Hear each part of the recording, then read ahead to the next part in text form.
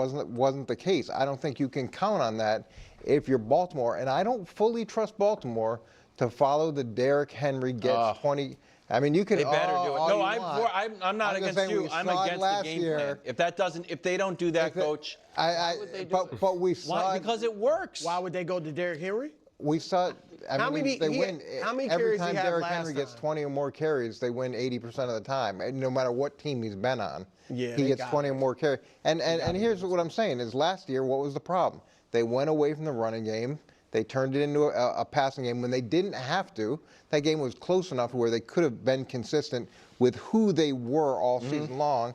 And I don't know if I totally trust them to stay with the formula. Well, they don't need to. Are you going upset?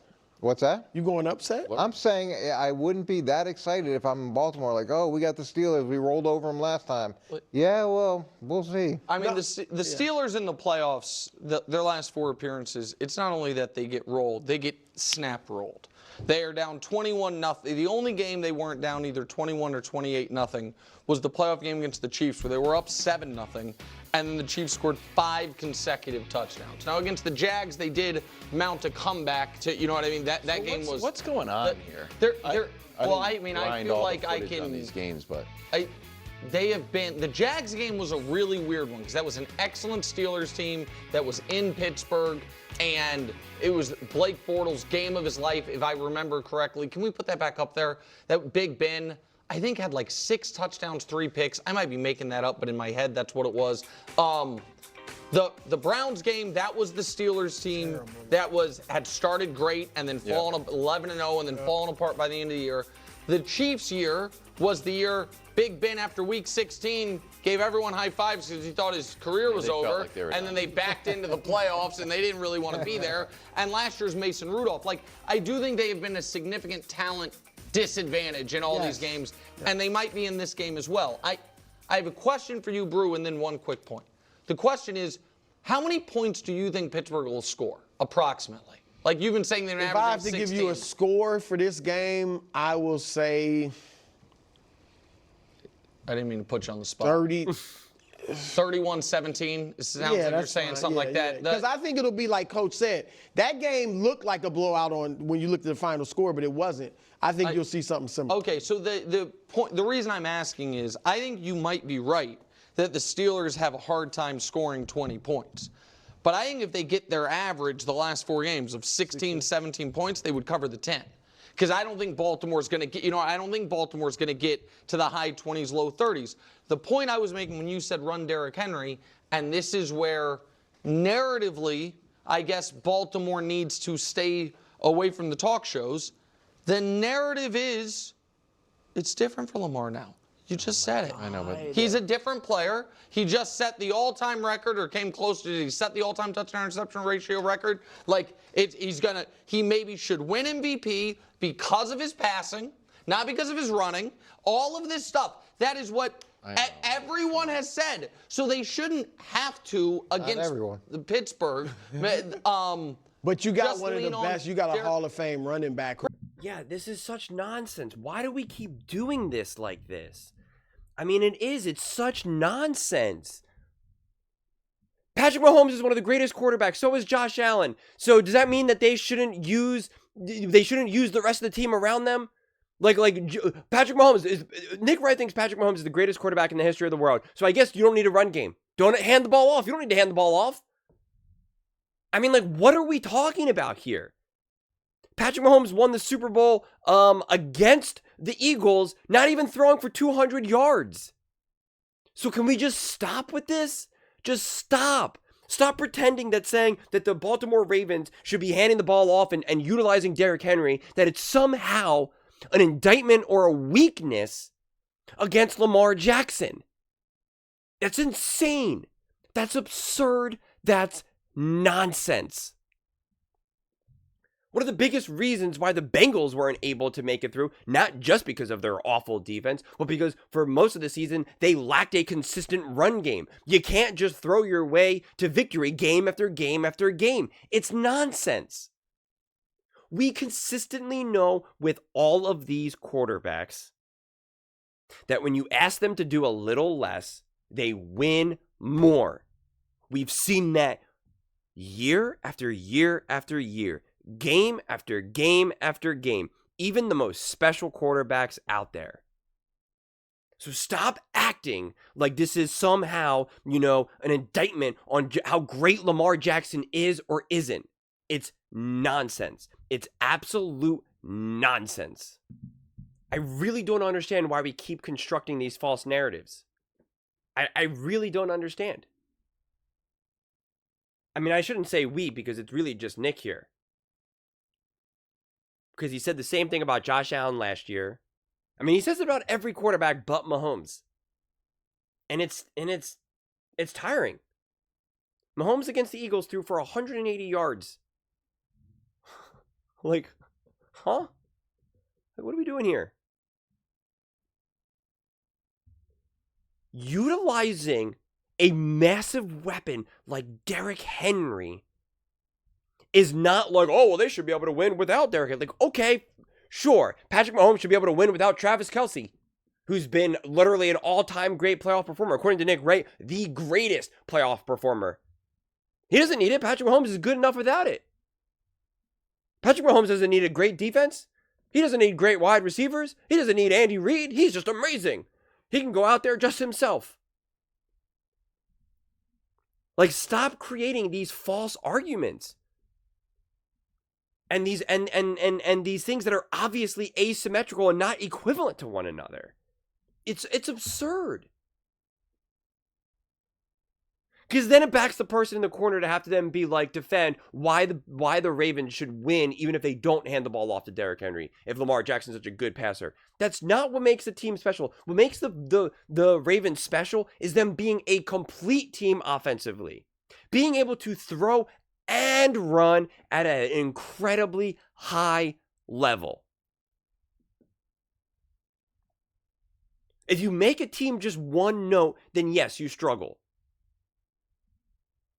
And it's not always what the Baltimore Ravens do great. It wasn't, when they got away from the run game against the Kansas City Chiefs in the playoffs, it wasn't Lamar Jackson's inability to pass the ball why they lost. It wasn't. Because under that context, you would say if Joe Burrow was the head coach, who we know is obviously a special thrower, then he would have thrown his way to a victory. Where's the evidence in that? Where's the evidence in that? Where? Show me. Show me the evidence. Here's Patrick Mahomes against the Bills. 17 for 23. He threw the ball 23 times. 23 times for 215 yards. 215 yards. And they handed the ball off 24 times. They had 24 carries. And that's now somehow it's bad if the Ravens want to do that? Why? You got Patrick Mahomes. Why not throw the ball 35 times? You don't need to hand the ball off. You got Pacheco, 15 carries right there. Like, I don't understand. Why is that okay? Doesn't make any sense. But we can see on the other side, with Josh Allen, he had to throw the ball 39 times. He had more completions than Patrick Mahomes had passing attempts. He had nowhere to go with the ball. His receivers kept dropping the ball. And he had to be the leading rusher with 72 yards. And it wasn't enough. Because we know it's better to play complete ball. We know you need your team as a whole. You need your receivers, you need your running backs, you need your O-line, you need your defense. Stop acting like this all falls on Lamar Jackson. Well, Lamar Jackson's different. Everyone's telling me that he's a different quarterback, so it shouldn't matter. Okay, sure. Whatever you say. Whatever you say. Gosh, why do we keep having the same cyclical conversation again and again and again? And we do it in a way where we don't keep the same rules from discussion to discussion, from quarterback to quarterback. It's absurd at this point. It's absurd. Yep, let's take Derrick Henry away from Lamar Jackson. If he's so good, he should find a way to win. Again, take away Travis Kelce. Take away the O-line. Take away the defense. pick what you want to take away from Mahomes. See how well he does. Patrick Mahomes won without a top defense, blah, blah, blah, blah, blah. He still had Andy Reid. He still had Travis Kelce. He had Tyreek Hill the one year. When he didn't have Tyreek Hill, he had a great defense. If he didn't have a great defense, he had a great O-line. If he had a great he always has something great around him. Great players need great things as well. Great quarterbacks need great coaches. Great coaches need great quarterbacks. But when we're talking about Lamar, it's got to be this all or nothing thing. If Lamar Jackson's so great, he should be able to find a way. Patrick Mahomes found a way. No, he did not. No, he did not. We are living in the ultimate delusion right now. The ultimate delusion. I got in a conversation the other day in the comment section where people said Patrick Mahomes, if he was on the Baltimore Ravens, they would have already won like 3+ Super Bowls. Okay. Sure. Whatever you say. And Lamar Jackson would have 0 Super Bowls if he was on the Kansas City Chiefs. That's what the claim is. That's what his take would be as well. And that's why you get takes like this. Why do you have to hand the ball off to Derrick Henry? I thought things are different. Yo, why not hand the ball off to your number 1 offensive weapon? Especially where Zay Flowers might not even play. Let's take away his number 1 wide receiver. Let's limit his running back. Let's just have Lamar Jackson. I got a great idea. Lamar Jackson can call hike. He'll scramble for about 5 seconds. He'll throw the ball really high, and then he'll just run really far and catch it himself.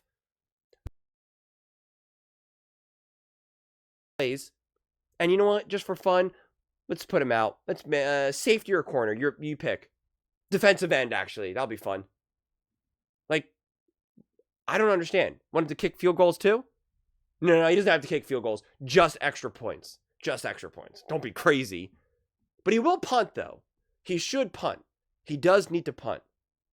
And for field goal attempts, he'll hold the ball too. Makes sense. And the long snap. Can he snap the ball to himself, catch it, put the ball down? Oh, I think he might. I mean, listen, if he was really that good, if he was really, truly a 2-time, maybe 3-time MVP, he'd find a way, right? I mean, seriously, what are we talking about here? Come on.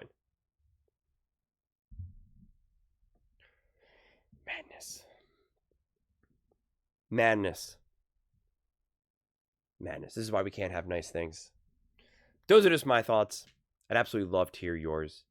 What do you guys all think about the Baltimore Ravens, Lamar Jackson, and just, I guess, the continued nonsense?